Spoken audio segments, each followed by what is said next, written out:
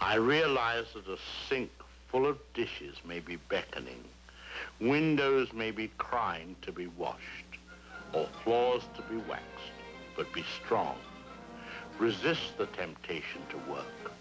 Slip off your shoes, loosen your girdle, and flee with me to the marvelous magic world of commercials.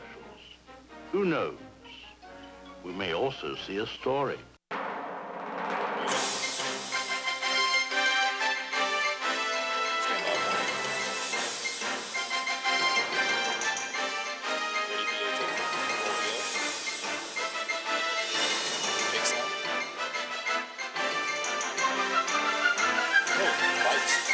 Washington, D.C., June 11, 1953. Stop.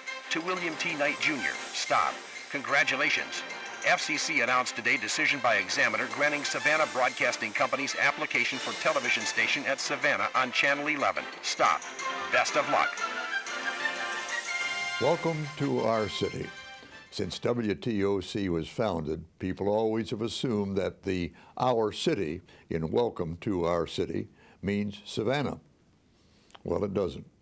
Though proud to call one of the most beautiful cities in America home, WTOC's borders extend to the Persian Gulf when our nation goes to war, to New York City when tragedy creates a new generation of American heroes, and to Athens when the Bulldogs hunker down. As WTOC isn't bound by geographic borders, so it's not bound by time.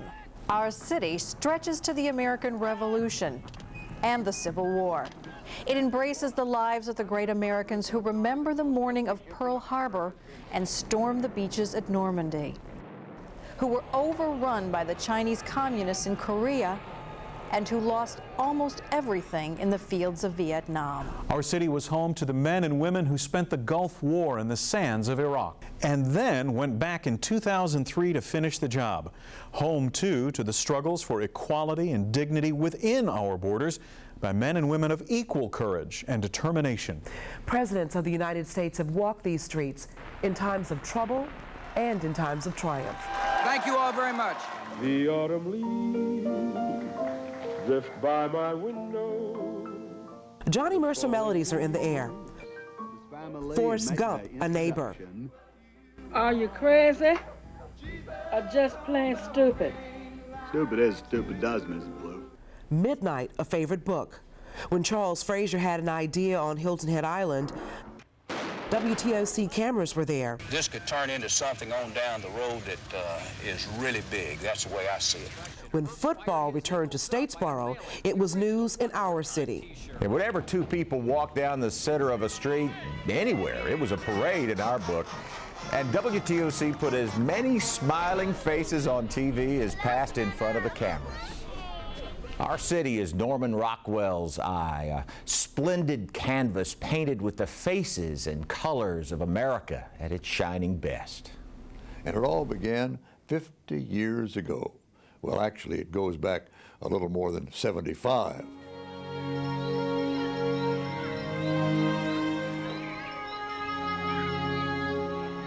Her grandfather was a pharmacist, a prosperous pharmacist, with 10 stores scattered through the area in the late 1800s. Her dad, W.T. Knight, was following in his footsteps when World War I interrupted. The casualties overseas quickened the need for pharmacists to serve Uncle Sam, and so they closed stores as the men equipped to run them went off to war. The young Mr. Knight himself joined the service and learned the art of war in the early 1920s. Afterwards, he returned to a smaller empire, but one that still had a Broughton Street location with a banner stretched across Savannah's center of commerce proclaiming Knight's Drugs. Here's this big sign across the road, across the street, hanging, Knight's, you know.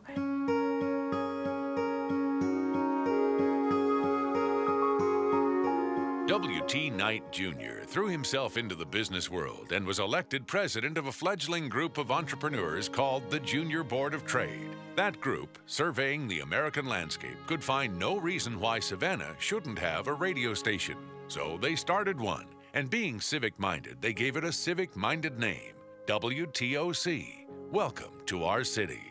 But when I came along, the same time, exactly, and they'd had 3 boys before me, And then it was welcome to our Courtney because they finally had a girl. We were in the top of the DeSoto Hotel. As I remembered, I was just a tiny girl because, you know, we came on together.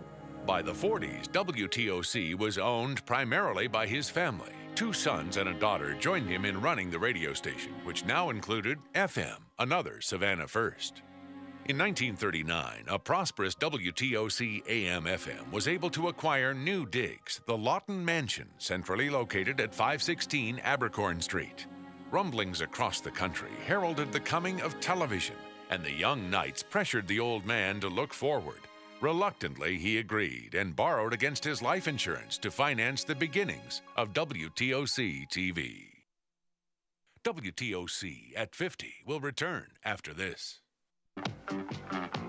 United Nations is sending its forces into North Korea. You're relieved, General MacArthur. That old soldiers never die. Patricia, the 6-year-old, named it Checkers. They liked Ike. Joseph Stalin passed away. Queen Elizabeth II. Have you no sense of decency, sir? It's a better day for the workers of America. The vaccine works. This is definitely proven. Venus liner Stockholm and the Italian liner Andrea Doria collided. Soviet troops have taken our area. A Russian satellite called Sputnik 1. The forceful integration of schools.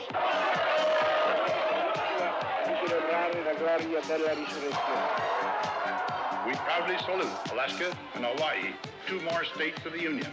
That's a fair bargain. What? Oh, Douglas Edwards saying good night. This is Robert Trout. Good night. Good night and good luck. This is Walter Cronkite, CBS News. Good night.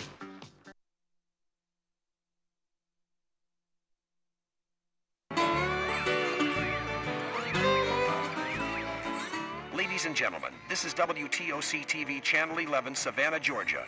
Some of you may remember the Washboard Trio that made their first live broadcast on WTOC radio. Well, they are back. Several years later, the station was able to better showcase the inauguration of a new, taller tower live in this rare video marking the moment. The comic twist was added later by one of the creative types in the production department. We are beginning the broadcasting from our new tall tower. And to properly mark the event, we have asked the Dean of Southeastern Broadcasters, William T. Knight, Jr., Chairman of the Board of Directors of the Savannah Broadcasting Company, to do us the honor of throwing the switch which will put the power on the new facility and begin this era of broadcasting. Mr. Knight, if you will, please.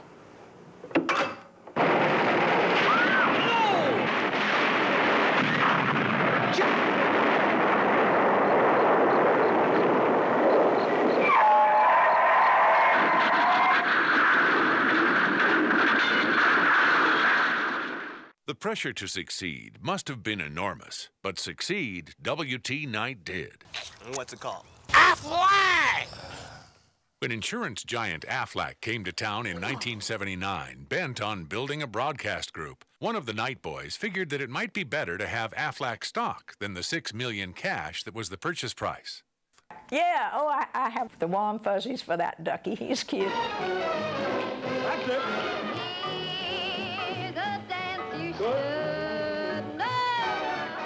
Initially, the station's primary programming was through its affiliation with CBS. From New York, WTOC supplied to the people of the coastal empire and low country the wonderful entertainment that they'd heard about but never seen. The antics of Lucy and Desi and Fred and Ethel played out in living rooms and gave rise to a new form of supper, the TV dinner. The Great One and sidekicks Art Carney and Jane Meadows became a staple of Southern entertainment. You do that once more, you're going to have to marry me. Oh, don't say anything to that. And Clint Eastwood and James Arness blazed a popular trail for the natural appeal of Westerns. A journey into a wondrous land whose boundaries are that of imagination. Your next stop, the Twilight Zone. In fact, no matter what WTOC broadcast, it found an audience. Well, we had a TV set early on. We found it was possible to pick up a Jacksonville station. And it was mostly snow. People sat there and watched that snow. When you did see like a human form or a car, everybody jump up and down and say, "Oh, I see it, I see it." Because television was such a novelty and so anticipated and something new. So everybody that I knew was waiting for a station in Savannah and thought we'd never get one. That when we signed on, the picture was so much better, it didn't much matter what we did. Good old WTOC came along, and oh man, everybody started getting TV sets. We never realized all the things that were going on overseas and in parts of the world. Now it's right on TV, brought right up in front of us, and it's talking to you.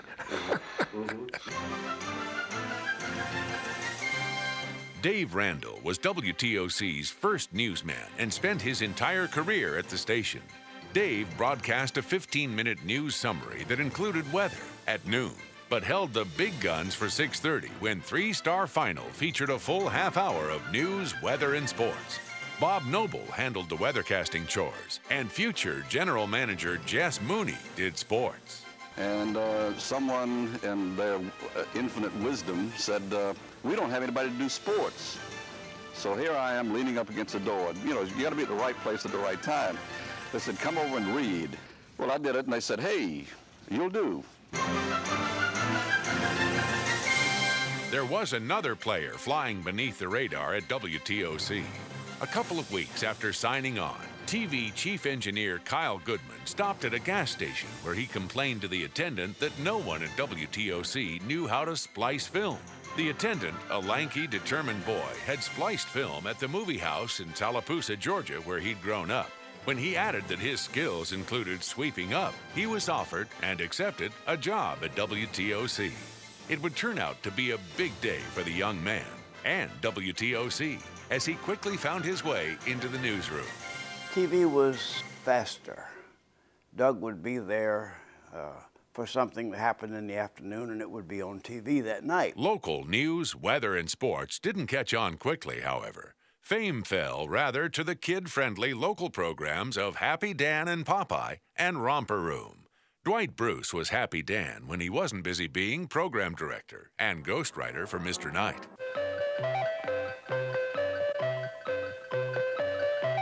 Pop goes the weasel, and the jack-in-the-box jumps out of his house.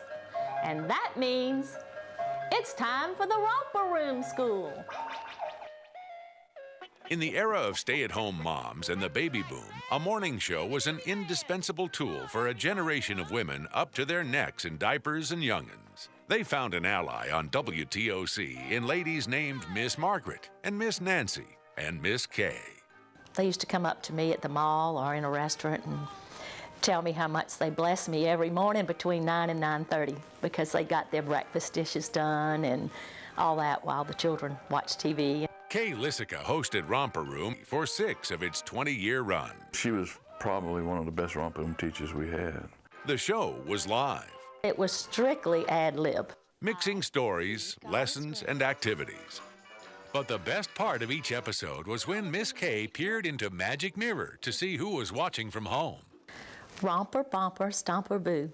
Tell me, tell me, tell me, do. Magic Mirror, tell me today. Did all my friends have fun and play? Some of my best stories came from mothers about the magic mirrors. Many times, the children, they said, would just sit up just so big and smile. And then when I did happen to say their name, they just knew, that's me, Miss Kay saw me. I will walk over to the big carton this morning. By 1976, advertiser interest in the program had cooled, particularly Starlin Dairies, who anchored the show, and the decision was made to stop local production. You romp, you stomp, and the bumper boo, which made you the pro you are. After a puppeteer's tribute, Miss Kay looked into Magic Mirror and signed off for the last time. I want to tell you that the last 6 years have been so much fun. And I love you all, and I'll miss you very much. For my 6.5 years at Romper Room School, working in a wonderful environment, I guess I learned how we should all treasure children. WTOC at 50 will be back after this. All right, boys, come out. You gotta come out sometime or we're coming in. I'm not coming out. I may not leave here all weekend. Butcher, this is Mama. Come on down here now. But Ma, I went to Video Vision on 72nd Street, and I rented enough movies to last me the whole weekend. I don't have to leave home for great movie entertainment. I can watch it right on my own TV. I got Superman and 10 and Star Trek and The Godfather and more. I guess we're going to have to go in there. Video Vision on 72nd between Waters and Paulson.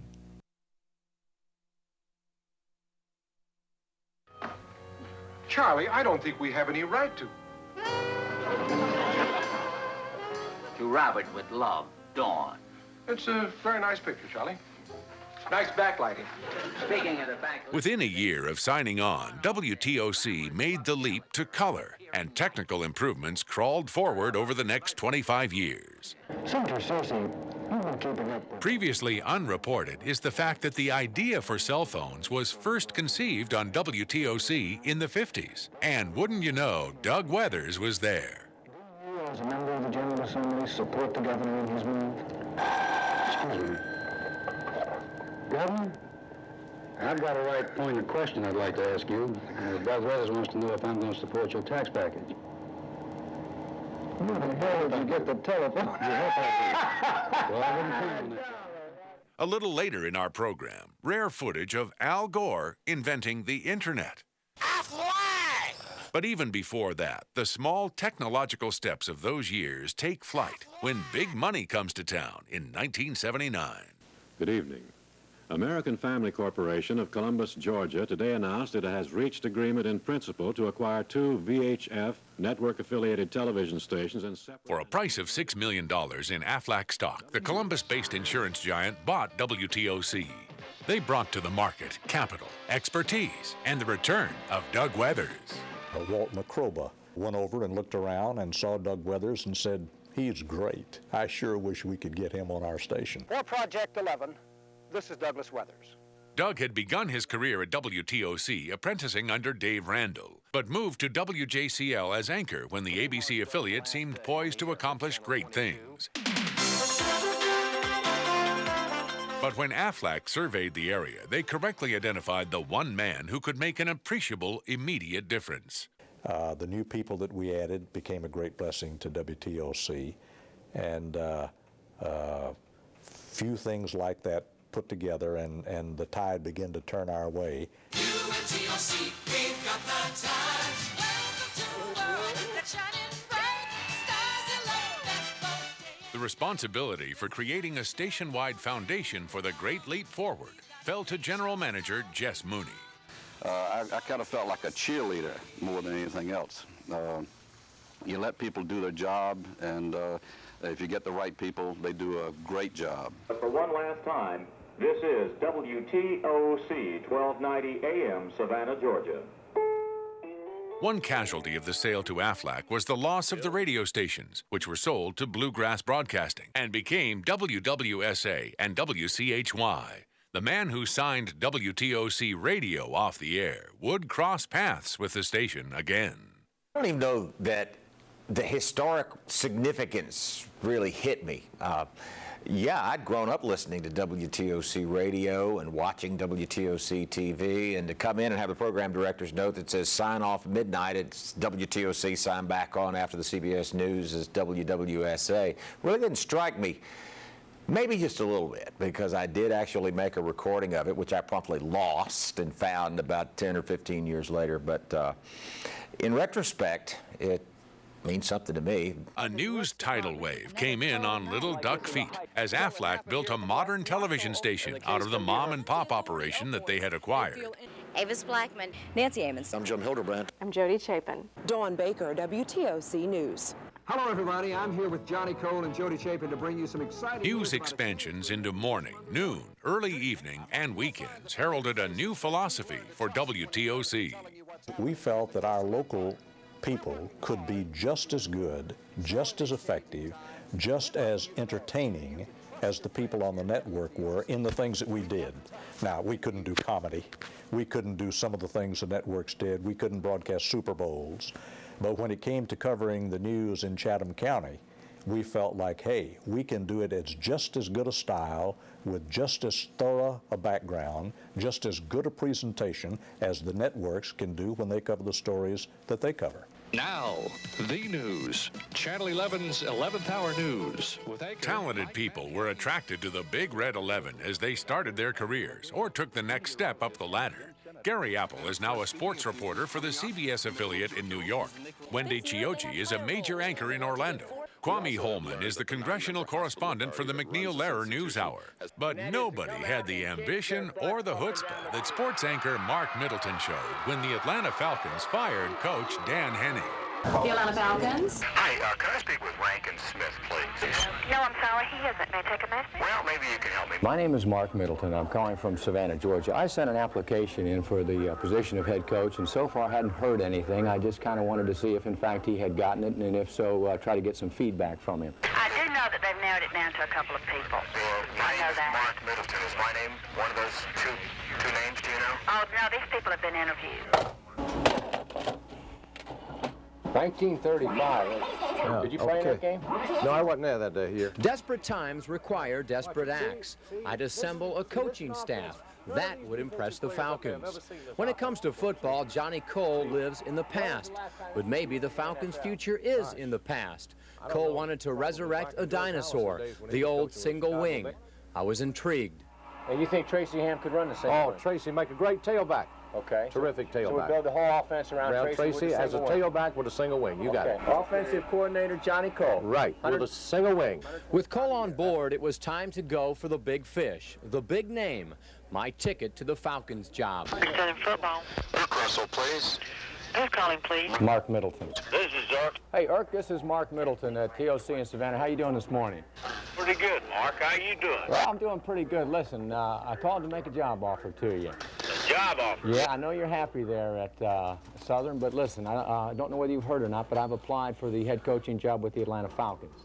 What I'm doing is assembling a staff, and honestly, Irk, you're the first guy I thought of, and I'd like to offer you the assistant head coach's job if you're interested.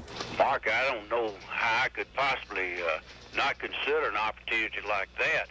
If I went with you now, we're going to have to run use our run and shout offense. I guess this is a perfect time to bring this point up. Johnny Cole, who works here at the station, has been around for a long time. I have briefly talked to him about the offensive coordinator, and of course he would report to you. He'd like to bring back the single wing. No, I think that's the coming thing in football is the run and shout. I'm going to have to fire Johnny Cole, though. Well, you know, this is a tough business. We have to do things like that. It is a tough business. You know, I had to let my mother go once. Mark, let me know how you come out. Now, this sounds real interesting. Sadly, Mark didn't get the job, but manages to make do in Orlando these days as host of WESH's morning show.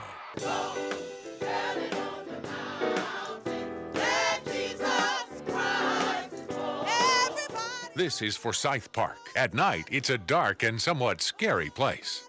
But Randy and Betty Peltier looked at that park and saw kids dancing, the community singing, and Santa lighting a huge Christmas tree. In 1991, with Carol Ovens at his side, Randy made it happen. The rebirth of a community Christmas tradition absent for more than a decade. The Tree of Light. Hey, look! Up in the sky! It's a bird. It's a plane. It's Captain Advertising! Oh, it's just Randy Peltier trying to sell something. For most of its life, WTOC's chief competitor has been Savannah's second television station, WSAV. Among their brightest lights in the 70s were Randy Peltier, Jim Clayton, Ginger Jennings, and Warren Thorpe. Peltier would rise to general manager at SAV, but soon resigned amid disagreements with corporate ownership. It took Peltier a couple of years to get to WTOC, but when he did, the power of his creativity shaped a generation of amazing innovations.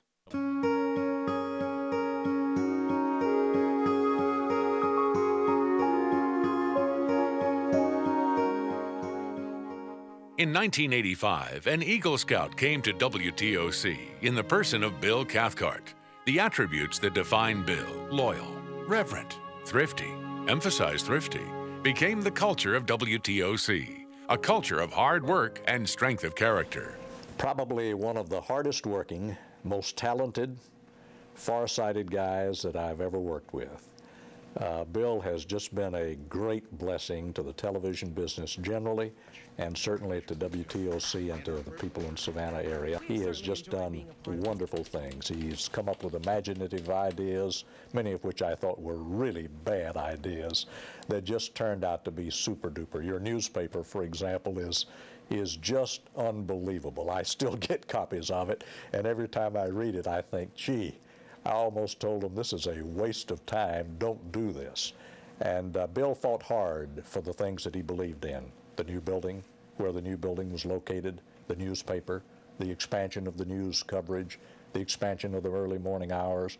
All of those were things that I really had just as soon not have done. And to Bill's great credit, he was willing to stick in there nose to nose, and most of the time he was right in those decisions. Well, it's easy when times are going well. When everything's rolling, it's easy to be successful. The real key, the real solution is when people can dig down and make it happen when the economic times aren't so great. And that's pretty much what we faced coming out of the 80s with the recession and then the Gulf War I, which has certainly impacted our area with the troops gone from then the 24th, now the 3rd ID.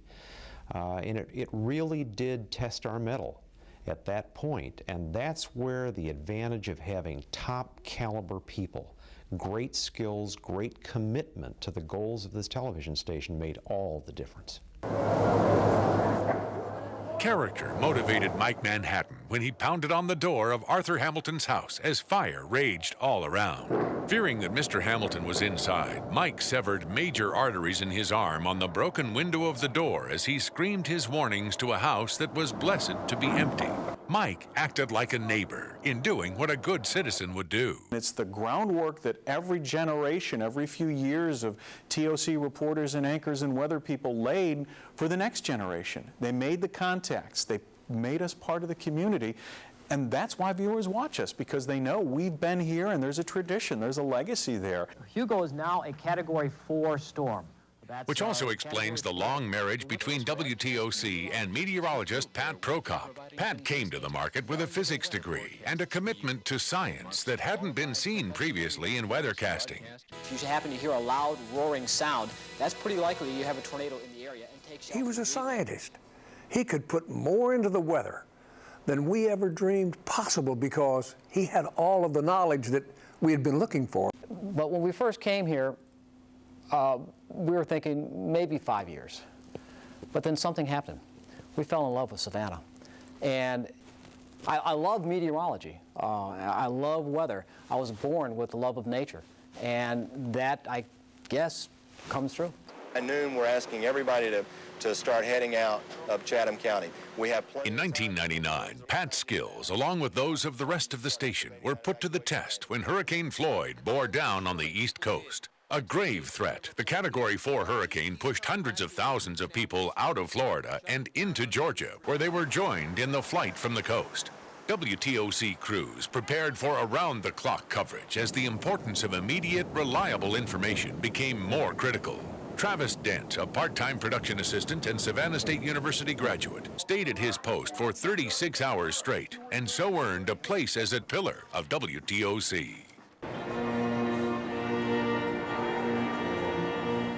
This past October, that bond got even stronger as Travis and morning anchor Shannon Royster exchanged vows on a sweet Saturday afternoon in downtown Savannah. Okay, here we go.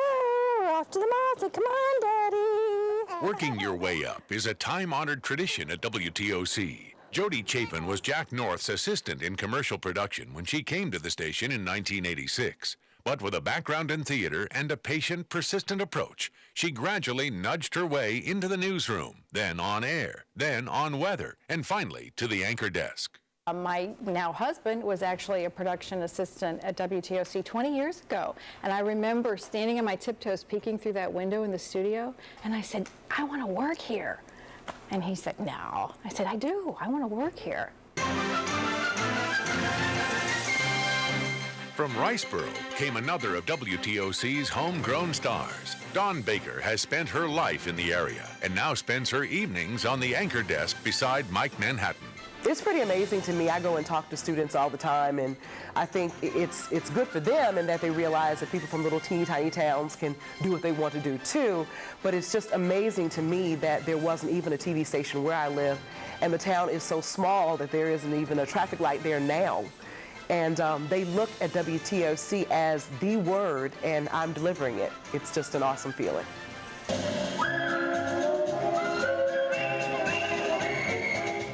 The Coastal Empire area that gave rise to Don Baker is one of 2 bureaus at WTOC.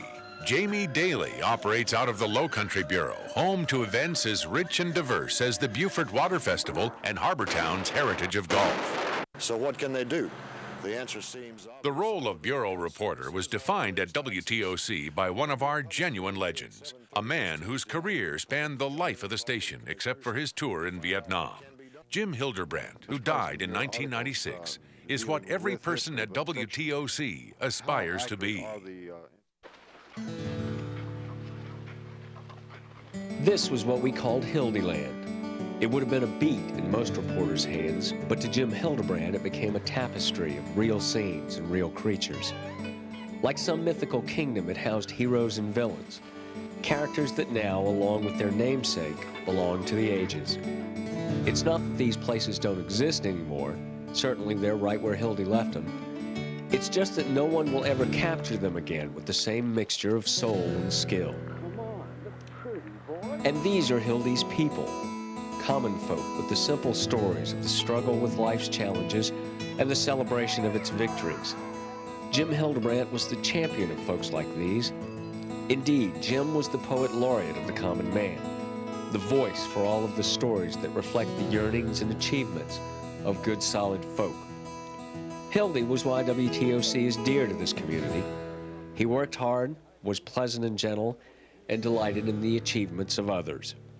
That's the one thing you've got right. Nobody who ever worked at this television station loved the craft more than Jim did, and most, maybe all, loved it a lot less. You could tell that by the fresh eyes that Hildy brought to every story, and by the gentle wit that showed up when the occasion suited, like on this visit to a muscadine vineyard. George sells his grapes for 60 cents a pound. Of course, he charges you a 50-cent grazing fee, as he calls it, when you come in. That way, he says you can eat all you want while you're picking and then just pay for those that you picked when you leave. 60 cents a pound for the grapes, a 50-cent grazing fee. George, I got here 2 pounds ago. Near Twin City, I'm Jim Hildebrandt, WTOC News. These are good. George, you need to raise your grazing fee, Hoss. The new law or not, local businesses won't be able to claim... Only one human being could have followed Jim Hildebrandt and kept the torch aloft. Coastal Empire Bureau reporter Dal Kennedy has Hildy in his bones and in his blood, and honors Jim's spirit in every word, picture, and sound.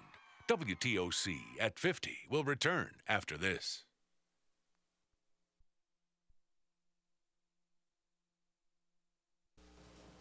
Good evening, everyone. I'm Angela Gale. While you're watching the evening news, we're already making preparations for tonight's 11th hour news on WTOC. We start early so that we can bring you all of today's national and international news, as well as tonight's late-breaking stories that can affect your life. We'll also bring you Pat Prokop with his own personal forecast and Jim Sinnott with sports up to the minute. We want you to be able to rest easy knowing that you have a head start on tomorrow. The 11th hour news, the news on WTOC. I know people are asking us to bring back the Nightmare movie, but we're just not going to do it. But if you quit bugging me, I'll give you a special this Saturday night at 12:30. How about that? Well, you heard it. They're not going to bring Nightmare back, but they did give me a special this Saturday night. Hit it, boys. Yes, this Saturday night, see a special WTOC presentation with Jack North, A Halloween Nightmare, 3 classic horror films. This is a special one-shot deal this Saturday night at 12:30. Don't blow it.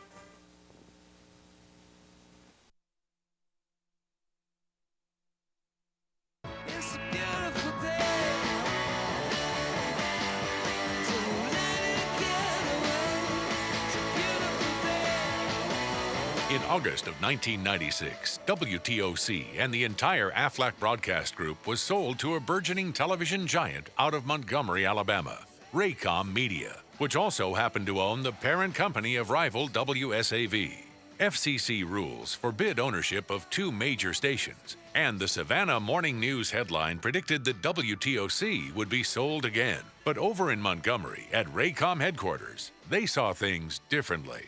And, after a very brief evaluation of its position in the marketplace and its overall potential within the group, we decided to keep and retain WTOC.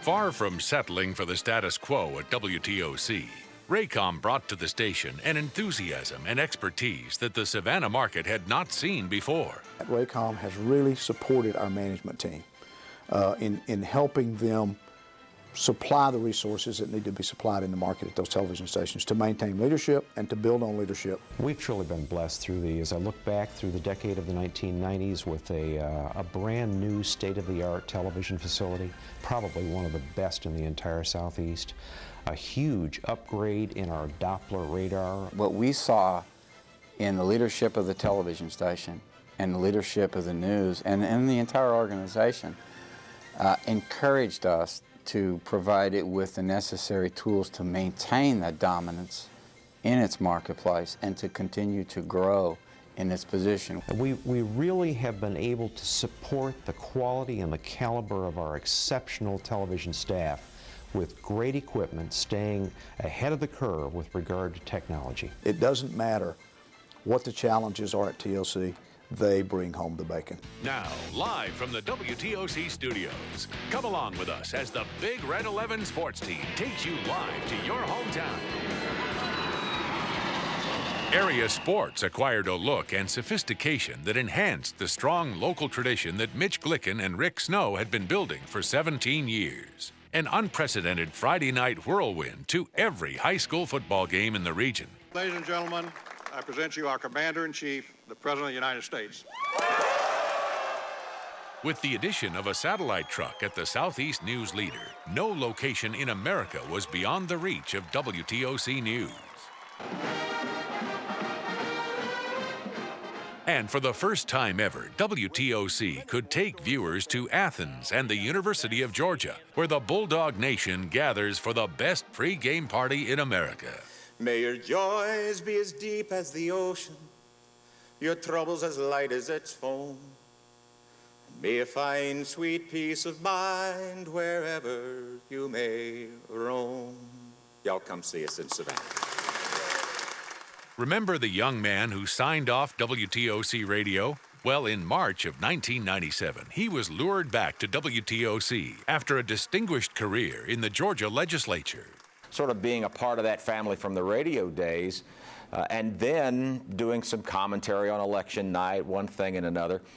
And out of all of that grew this, what could have seemed absurd notion that I, with a face like mine, could deliver the news on television, on the #1 station in my hometown.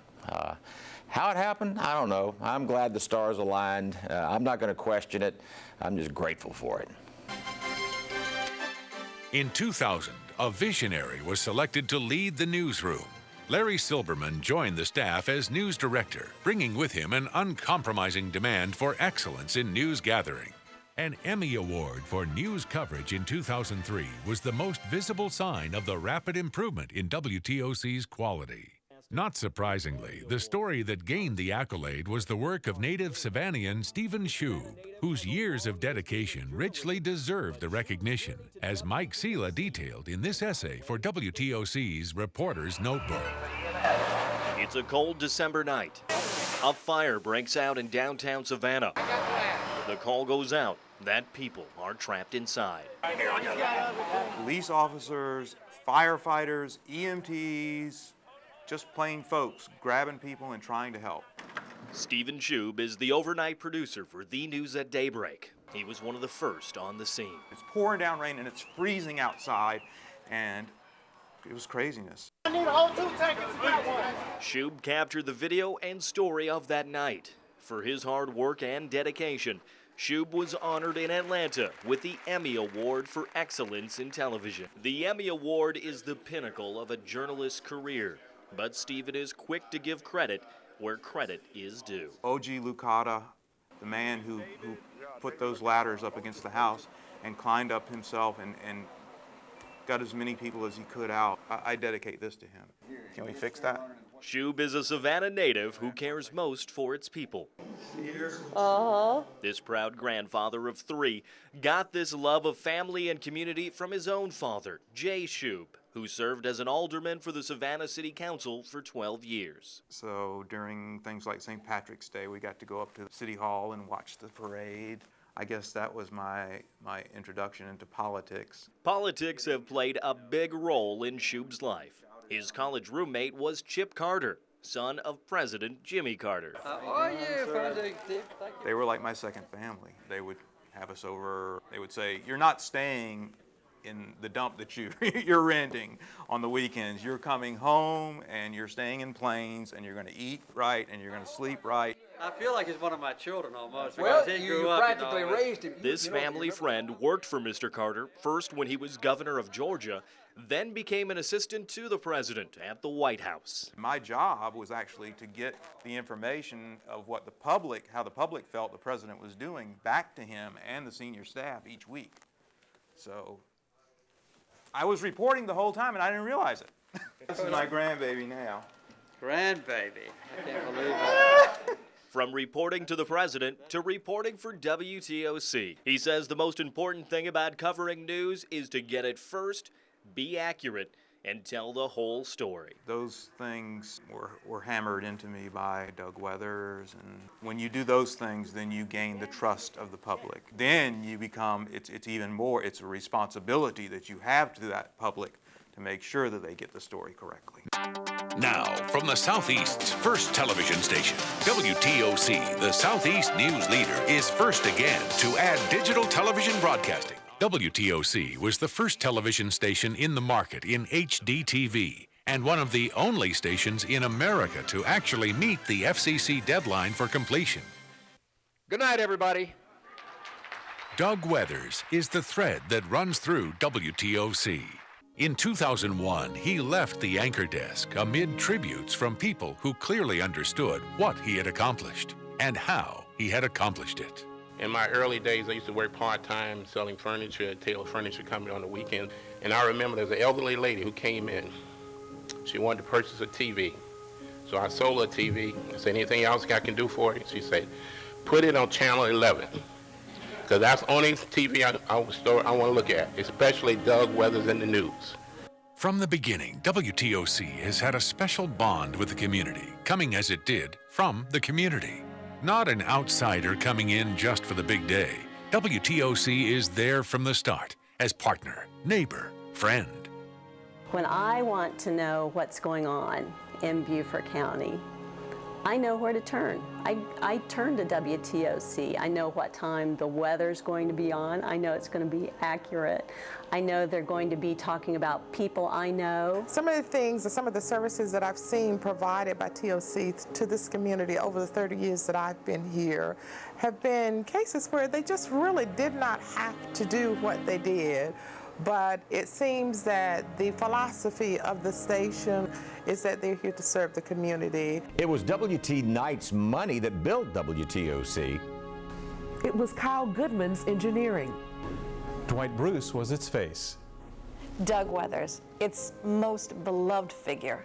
But on their shoulders stand other giants, both seen and behind the scenes, who have shaped what WTOC has become and what it will become.